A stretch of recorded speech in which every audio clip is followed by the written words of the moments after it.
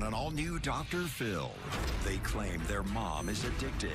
I was a nurse for almost 50 years. I think I know what I'm doing when it comes to medication.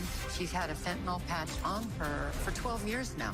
12 years. Does anybody ever tell her straight up, you're an addict? Are you addicted to pain medication? No, I'm dependent on it. Dependence isn't the same as addiction. If the doctor doesn't give you the drugs you want, you just tell them you're going to kill yourself. You had a driver's test just recently and passed. Did they know that you had had 4 accidents in 5 months? No, I had 3 accidents. Would you actually put innocent children in a 3,500-pound missile with you at the wheel? Yes. Let's do it. Have a good show, everybody. Here we go. This is a safe place to talk about hard things. Stand by. We'll count you down. Today is going to be a changing day in your life.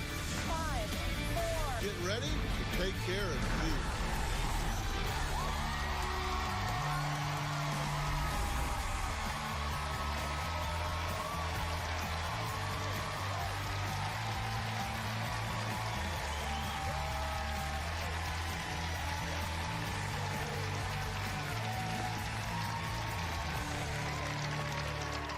Well, Erica and Jean are here today to give their mother Blanche an ultimatum.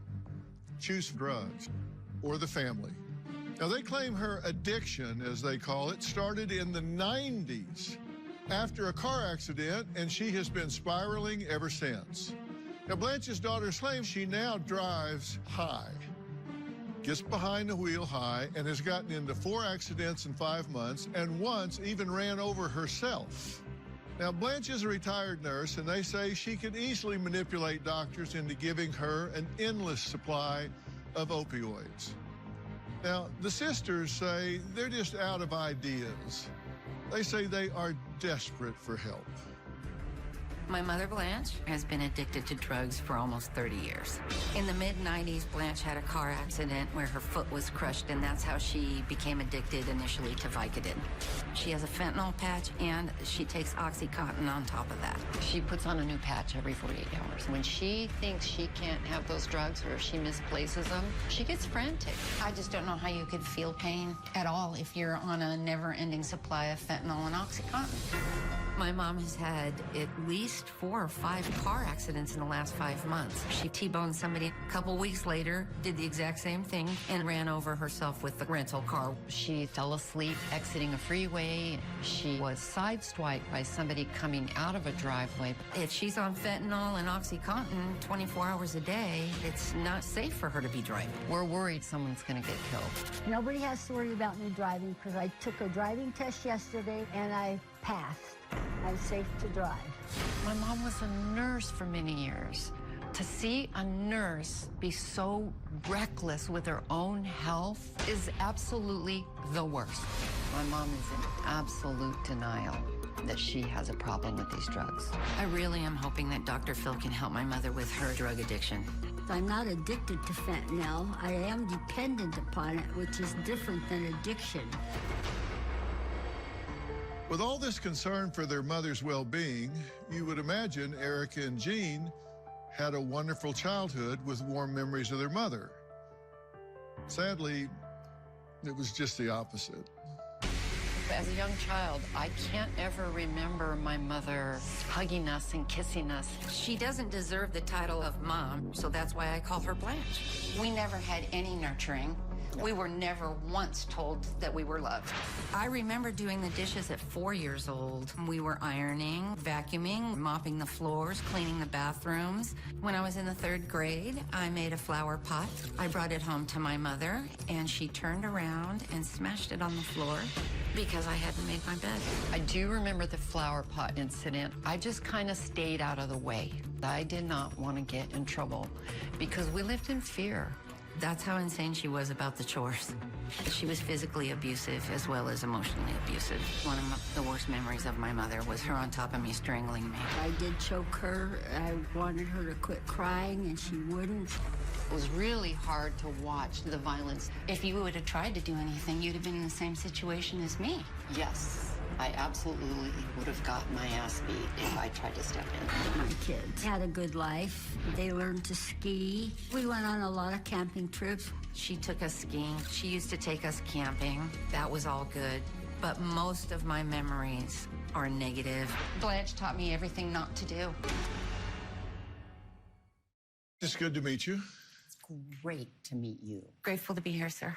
What are your first memories of your mother being on drugs? The car accident, even if she had taken prescription pain medication prior to that, we didn't know about it. But more importantly, we didn't observe the behavior prior to that car accident. You can tell when someone's high. So the accident was really an accident. It wasn't her. Correct. In Driving high or 1995, whatever. she generally had an accident where her foot was crushed. Okay. That's when things really started to spiral. So we're talking 20 plus years here.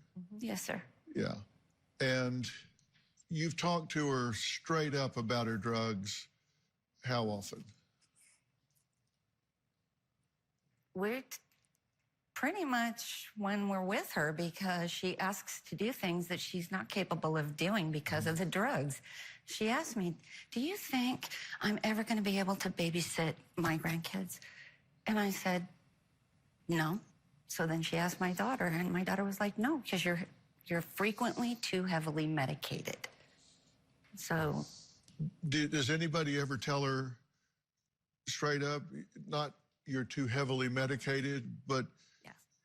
you're an addict, you're high. I'm not turning over my grandkids to a drug addict. I tell her you are absolutely over-medicated. She's had a fentanyl patch on her for 12 years now. 12 years. Telling somebody who's been wearing a fentanyl patch for 12 years that they're over-medicated is like telling Evel Knievel he's driving a little aggressively. Jean has always been more tactful. I have told her to her face, you're a drug addict, get off the dope. I came to a point where I finally said, it's the dope or me. No reply. So I finally sent her a text message that said, I knew you would pick the dope over your children. Jean, you say she was never Mother of the Year. No. We've seen pictures of like camping and horseback riding and stuff. You said that's because she wanted to go camping and horseback riding and had nowhere else to put you guys, so she took you. She wanted to go horse camping. She got me into that, and it's a great thing. But soon as her health got so bad, she just gave everything up. She just started circling the drain. Erica, you said that she never misses dinner, She loves to eat out. but what about her pain and all when it comes to... That's our question is, we've never witnessed any actual pain to prevent her from doing something fun. And I could call her up and say, you up for a movie? She's not in too much pain for that. But when it comes to adulting and taking care of herself around her own house, she's in too much pain. And I heard her comment about choking you, and she didn't deny it. No. She said, well, yeah, she wouldn't stop crying. She didn't deny choking me, but she did deny knowing that I was removed from the home after people at my school found out. And so I didn't really get any resolution, and I knew I shouldn't have confronted her because there was never going to be an apology for choking me. And there wasn't, there hasn't been. Well, coming up, Erica and Jean's mother, Blanche, says she's not addicted. She says she's dependent on drugs and that's different. Is she in denial? Well, we're going to meet Blanche and talk about that next.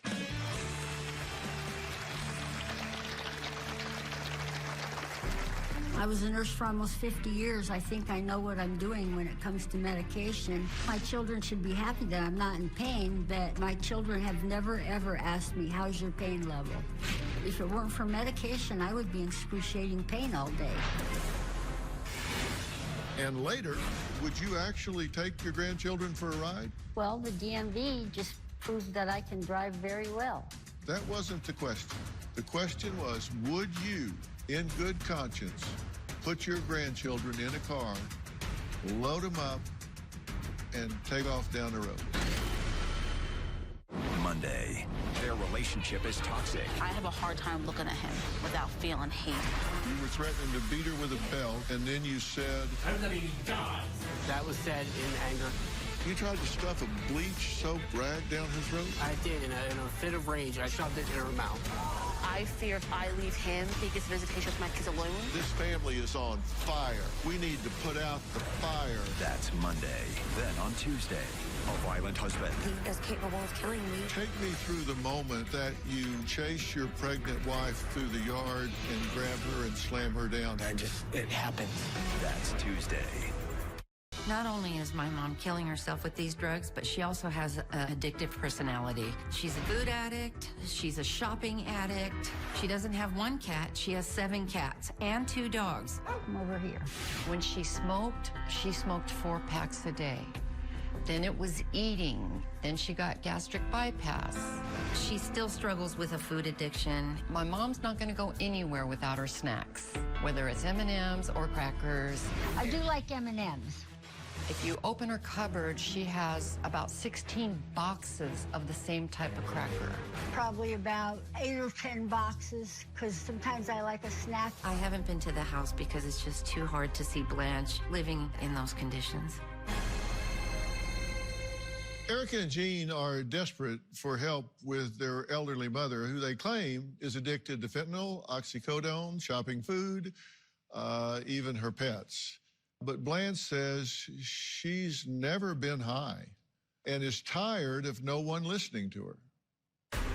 My family thinks I'm addicted to drugs, and you do not get high from drugs when you are in pain. I have pain in my foot because I was in a car accident and my foot was shattered, but I've been taking pain medication long before I had a car accident because of my headaches. I was a nurse for almost 50 years. I think I know what I'm doing when it comes to medication. Oh, I have 13 bottles of medicine that I take on a daily basis. I take Topamax, Diltiazem, Eliquis, Bupropion, Myrbetriq, Citalopram. This is Xanax, but I never take it. I have 3 medications for depression. I have a medication for my heart, and I take something for overactive bladder. They tried Botox on me. They put a nerve stimulator in my head, and it helped about 1/3. I wear a fentanyl patch because I'm in pain all the time. If it weren't for medication, I would be in excruciating pain all day. What bothers my daughter is the fentanyl and the Percocet. My children should be happy that I'm not in pain, but my children have never, ever asked me, how's your pain level? I'm going to trust the doctor's medical degrees over my daughter's opinions.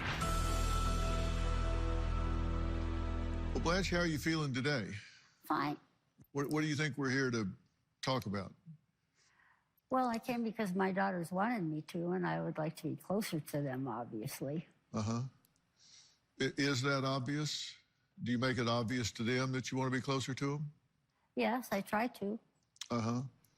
Are you addicted to pain medication? No, I'm dependent on it. Dependence isn't the same as addiction. Uh-huh. And what's the difference in your mind? Dependence is when you need it and you're dependent upon it, and addiction is when you use it to get high. I've never been high. You've been on these pain medications, you said, since before your car accident. You were on for your headaches? Yes, I still have them. I mean, it never goes away. Uh-huh. And what's the nature of your headaches? They don't know. So how long have you been on pain medication? 25 years, 30 years? Oh, my whole life. You had a driver's test just recently and passed. Thursday. Thursday? Mhm. And they gave you a license? Oh, yeah. Did they know that you had 4 accidents in 5 months? No, I had 3 accidents, and one wasn't my fault. What about the T-bone accident in the intersection? You T-boned somebody. I hit his car. I hit his tire. He didn't have any damage to his car. Okay. But that's one. And And then, then there was the other one when the guy came out right in front of me. And then there was the one where I tried to put the car in park and I got dragged down the driveway. and falling asleep at the wheel. That was accused. 20 years ago. But Mom, you've been on the pills these long. I was tired because I'd been up since 4 in the morning. Well, they're concerned about you, is the point. And if you were a nurse for 48 years, then you know that being on pain medication for a long time has a lot of side effects, right? Correct. And all of the side effects start to create a brain fog and slow your reaction times and creating a problem that you eventually can't keep up with. Now, if you're in the medical field and you're a nurse, I'm telling you things that you know to be science. I also know what pain does to people. But we'll talk about that in a minute, but let's not deflect from what I'm talking about right now. Has your doctor talked to you about this? Yes, we talk every month. And have you threatened him if he doesn't give it to you that you'll kill yourself? No, Excuse me? You have advised me on multiple occasions that if the doctor doesn't give you the drugs you want, you just tell him you're going to kill yourself. And you were proud of it, that that's how you get what you want. You said it to my face more than once. So Yeah. why well, would that's you... what pain does to you.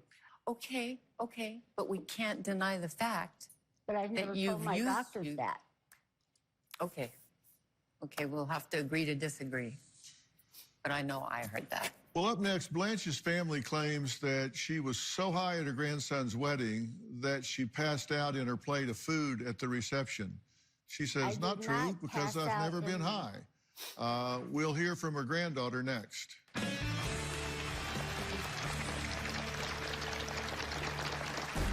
My grandmother has asked me if she can babysit the kids or take them somewhere, but I will not allow her to watch the kids. She's always on pain medication, and I don't trust her behind the wheel of a car watching my children.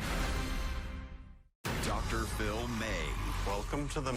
My son got married in October, and Blanche was literally so high.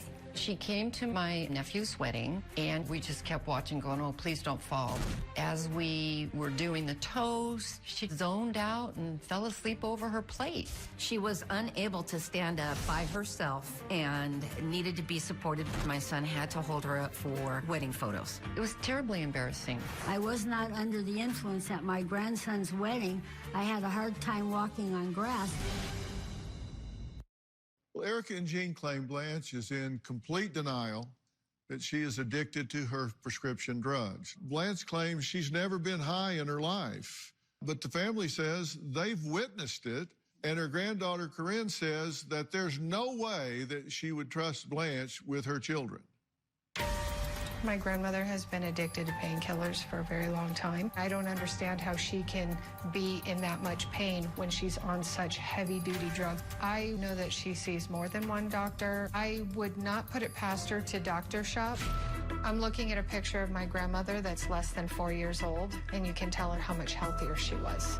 She's sitting upright, she's smiling. Now she's slumped over. My daughter mentioned that her leg was hurting. My grandmother was suggesting that we give her medication. I had to tell my grandmother that she could not discuss medications with my daughter any longer.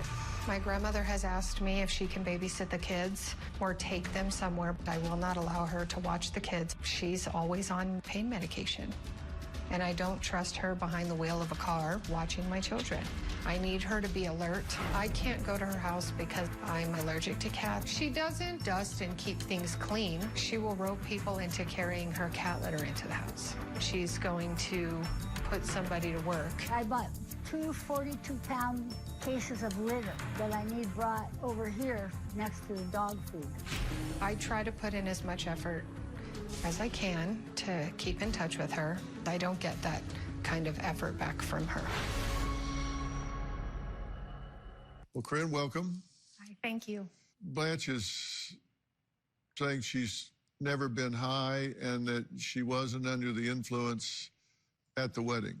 Was she impaired at the wedding? I would say she was. I was very tired because I wake up at 4 and 5 in the morning and can't get back to sleep. You're having trouble sleeping? And you know that's a side effect of prolonged use of pain meds. But she takes sleeping pills. No, I don't. Yes, you do. No, I don't. I haven't taken them for at least 2 years. You're a nurse. Come on. Let's not pretend that you don't know this, because you do. You've been on pain medications for 30 years. That's a long time to be on pain medication. And if you're still hurting after 30 years, you need to think about getting some new doctors to treat whatever's hurting, right? It's not like I don't try to find something. Uh-huh.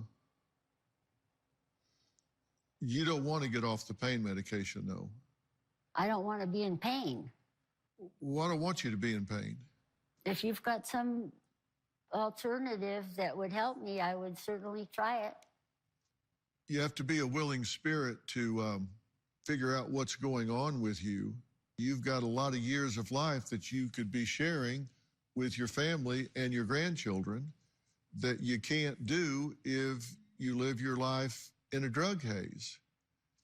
And look, it's up to you. It's not up to me, but you're not going to let her take charge of her grandchildren, right? That's correct. I mean, there's no way you're going to do. Would you actually take your grandchildren for a ride?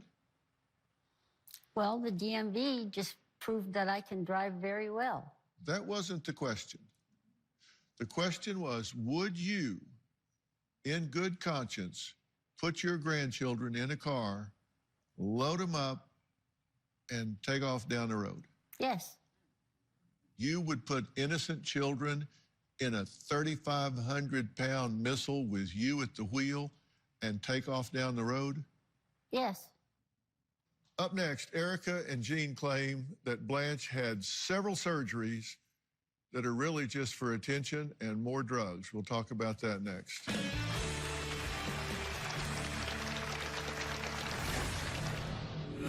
She says that you strangled her and left bruises on her throat at Yes, another and time. I'm not proud of that. I've apologized and apologized and apologized. Excuse me, has never apologized one single time. And in fact, when confronted directly about it, just lied to get out of it. Have never apologized to me, and you know you never have. Abby Silverman, the fabulous digital creative director at Cosmo. I do believe all of Blanche's pain is over-exaggerated. She goes on cruises. She goes to a lot of live performances. She goes out to dinner. She has a lot of fun in her life. I go out to lunch twice a month, which I don't think is too extravagant. She has a hard time doing day-to-day basic things because of her pain. However, she just got back from a 2-week cruise. I went on a cruise to the Caribbean, and it wasn't anything special. Erica, Jean, and Corinne say Blanche is always complaining how she is in pain and can't move, but will never miss doing anything fun with her friends. Now, Blanche says she's the outcast of the family, and they just don't invite her anymore. Why don't you invite her? It's painful to watch her in her decline and her continued denials. What about all the 30 years before then? What about it? You've never invited me to dinner. You might be right. I maybe didn't invite you to dinner. But there's a reason for that. Because of the behavior that comes with it. I'm sorry, but when you attend family functions, you tend to sit in a chair and play on your phone and fall asleep in the chair. And that was way before the fentanyl. I don't know why you're trying to convince me you don't have a problem. Because you do have a problem, and you're not going to convince me otherwise. Well, now, we're going to open that can. We're going to eat the whole thing. And that goes way back. Because this relationship started when they were children, and you admitted yourself that you weren't exactly a warm and fuzzy mom. No, I did the best I could, but no, I wasn't. Do you recall in the 3rd grade, Erica making you a flower pot and proudly presenting it to you when she came home and you turn around smashing it on the floor? No, I don't. But if she says I did, I must have. She says that you strangled her and left bruises on her throat at Yes, another and time. I'm not proud of that. I've apologized and apologized and apologized. Excuse me, has never apologized one single time. And in fact, when confronted directly about it, just lied to get out of it. Have never apologized to me, and you know you never have. I did apologize did to you not. at that time. Well, we have time now. Okay, I totally apologize to you. I'm very, very sorry What about it are you sorry about the whole thing. I was extremely frustrated Tell her, and lost not me. my Tell temper. her, not me. I did tell her before that I was extremely frustrated and lost my temper. She can't deny that. I can deny it because this is the first time I'm hearing you say you were frustrated. I've never known why you did that to me that day. Can I give you some coaching here? Since I am Dr. Phil.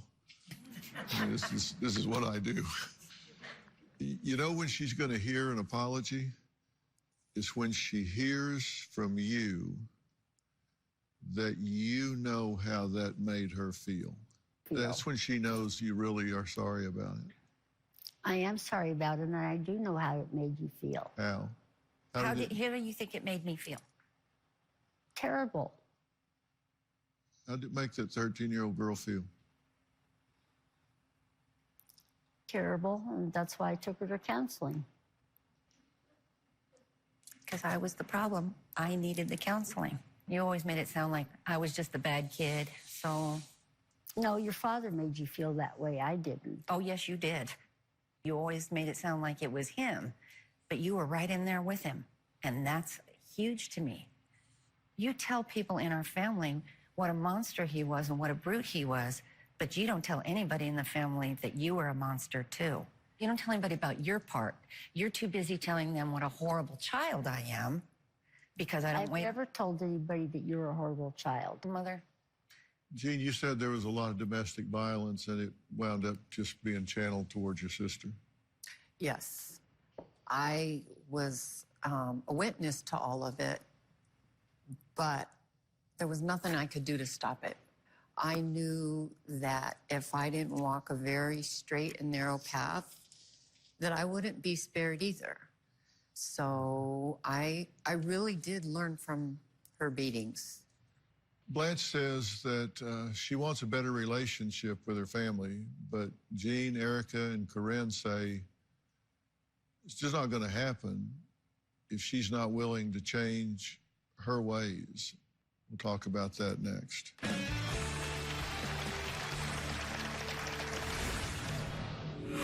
If you could be pain-free and medication-free, that would be what you would want, right? Yes. What about marijuana? Doesn't want to speak to me. In fact, at Christmas time, she said, Christmas is going to be at my house, so you need to make other arrangements. the reason my mother was disinvited to Christmas and basically now all family function is because I told her she had to choose me or the drugs. And I didn't even get the courtesy of a reply. She's just going to sit there in a stupor, over-medicated, and it's hard on the family to watch that. It made me feel bad, but I wasn't surprised about it. Christmas without Blanche this year was great. We had a real good time. Blanche, you know, I kind of have mixed emotions about what to say to you. I've often said the hardest thing to do is talk to a drunk about their drinking while they're drunk. And, you know, talking to you, you are in an altered state of consciousness. It's not healthy for you, and you're not in good health. Are you doing physical therapy? Are you doing any support therapies for these pains that you're having? Yes, I go to physical therapy. Really? How often do you go? I was going 3 times a week. I said, how often are you going? I'm not going right now because they discharged me, but I was going 3 times a week And when was that? up until a month ago. Starting when? Yeah. But I'm trying to continue with the exercises at home. I remember you saying in a tape piece you spent 10 hours a day in that recliner. Sometimes, yeah. Yeah. You know, Blanche, if you want to get healthy, you got to make a commitment that I'm not sure you're prepared to make. I'm not prepared to be in pain. That wasn't the question. Okay. I said if you want to get healthy, which would be pain-free, you got to be willing to make a commitment, and that is to take charge of your health with some new, fresh doctors that take an approach to this that is completely objective. You said to me in kind of a passing moment, you said, well, if you've got some alternatives, I'm willing to consider them. I do have some alternatives if you're willing to explore them, but my alternatives do not even almost include you remaining on pain medications for another year, 2 years, 3 years. It involves you getting to something that makes medical scientific sense. If you could be pain-free and medication-free, that would be what you would want, right? Yes. If you're interested in exploring these things, then you let me know, and I'll make those arrangements for you, and we'll explore this. Okay. Start making the arrangements. Okay? Because I don't want to yank you off these medications and leave you in pain. That's no solution. What about marijuana? She's bringing that to me. It has applications, but I will leave that to the physicians to discuss. Okay? All right, we're going to take a break. When we come back, I'm going to be talking to these three because I've said what I have to say to Blanche. We'll be right back. If you have advanced knowledge. Well, I'm back with Erica, Jean, and Corinne. I have excused Blanche. What I want to talk to the three of you about is kind of a reality check. The prognosis of her making a major change in her life at this point is not great. She's been on these drugs for 30 years. And she's 76, and she's infirm. And I'm not sure that that's what she wants to do at this point in her life, because in her view, what she's doing is working for her. That doesn't mean that we can't make the effort, but, you know, I can explain it to her, but I can't understand it for her. And I can arrange it for her, but I can't go to the appointments for her, which means you guys have to adjust your expectations and realize that there's a distinct possibility that you may have to accept the fact that she can't give you what she doesn't have. I said, if she hasn't apologized, then it's a good time to do it. And she doesn't know how. What she needed to say, if she truly got it, if she was present, she would have said, you're 13 years old. And I'm the person in the world that's there to protect you. And here I am attacking you and choking you. You must have been terrified. I am so sorry. I can't imagine how you must have felt when I'm supposed to be your soft place to fall. Can you ever forgive me for that? I'm so sorry. I'll spend the rest of my life trying to make you feel safe.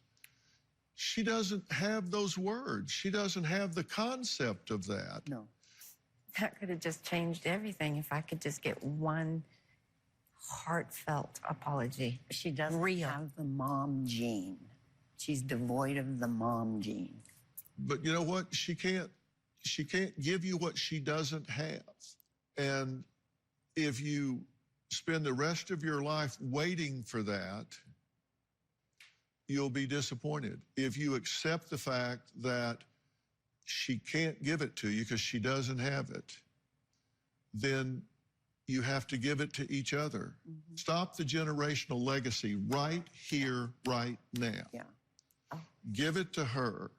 Give it to her. Give it to her. You three say, this stops now. Yeah. This won't happen with your children. No. The best way to fill an empty void in you is to give away what you need the most. Make sure you do that. But understand, you came through this and you're still here. And be proud of that. Thank I you, mean, Doctor. seriously, be proud of that. Look at what you've overcome and be proud of that. Thank And you. you should be proud of that, I'm telling you. Thank you. You did the right thing in coming here, and know that you've done what you can do, and give yourself that credit. I've done what I can do. I've done what I can do. And now it's up to her. Thank you, Dr. Phil. Wow. Coming up, two sisters who lost over 100 pounds together with a surprising and fun strategy. They'll tell us about it next.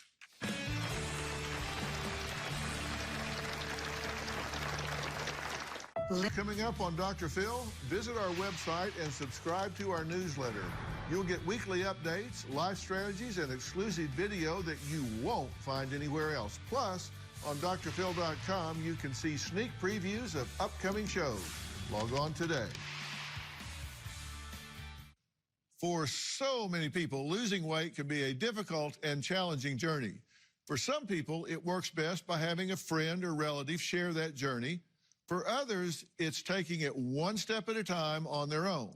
Now,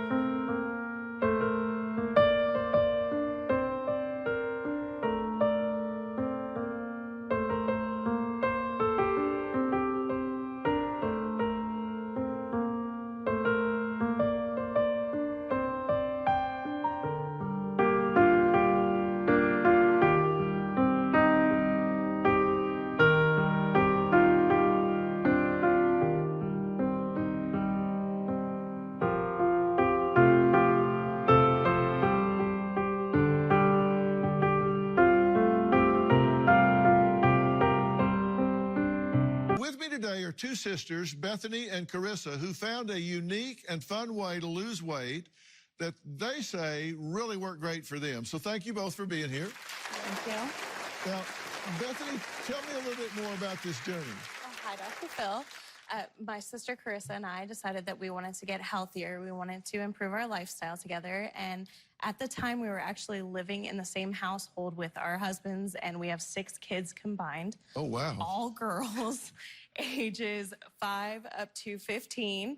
And with such a big support system, I was actually able to lose 40 pounds. Oh, wow. So, Carissa, how has this experience been for you? 2 families, 6 kids? It was a lot. I'm not going to lie. It has been absolutely amazing. We didn't fight the entire time. Really? We made our meals together, everything. We ate healthier together. And because of that, I've lost 68 pounds. Oh, and together, wow. we have lost over 100. Wow. Well, congratulations. So, Carissa, what was the unique solution that you and your sister found to lose this weight? Everybody wants to know. Whenever we felt like snacking, we would grab our phones and play the app game Solitaire Grand Harvest instead. That really worked for us. So did playing the game help you in other ways in addition to losing weight? It definitely decreases your stress, and having so many people in one household, it's hard to find time for yourself, and that's where the game comes in handy, and we play together every day now. I enjoy it because it's a little challenging. You get to, it's got different levels and different fun stuff to try out, so it keeps you on your toes. Yeah. I play on 3 different devices, mine, my husband's, and a spare phone we keep in the drawer. Oh, my God. Not all at the same time. Sometimes. Oh, really? Well, it's great to hear that you found a way to improve your health in such a fun way. The game is the perfect daily dose of personal growth. And even if it's simply taking a much-needed break from your day, and since you both play every day, how about a little friendly competition right now? Yes. Let's see how you do. You have your phones, so we're going to see who can finish their solitaire first. Get ready, set, all right, play. Solitaire Grand Harvest completely reinvented the nostalgic fun of solitaire. The game is easy to play, but also requires players to be strategic, making it a great way to sharpen your brain. You play on a beautiful open farm, and the goal is to harvest your crops so you can move up levels and receive rewards. It's the perfect balance of challenging yet relaxing fun. With busy schedules and constant demands, it can be difficult to schedule time. You did it already. That's great. It's so important to set aside moments in your day to invest in yourself like Bethany and Carissa have. Great job. And since both of you ladies are such great sports, Solitaire Grand Harvest is giving you each an e-gift card of $100 to spend on anything that you like. So this is a game that you just must try. So go to the App Store or Google Play on your device to download Solitaire Grand Harvest for free. And when you do, you'll get a special welcome bonus of 20,000 coins, and you can see all the colors and everything. It's just a lot of fun, so I highly recommend it. I'd like to thank all of my guests today. Thanks to Bethany and Carissa for sharing your journey. If you'd like to join us here in the studio audience, go to my website, drphil.com, for details. We really have a good time here, right? You never know what you're going to find. Be sure and follow me on all my social media platforms, and don't forget to join our Facebook page, Creative for Fans just like you. It's Dr. Phil Fanatics, that's P-H-A-N. And don't forget to follow and subscribe to my podcast, or Robin's. Mine is Fill in the Blanks. Robin's is I've Got a Secret with Robin McGraw.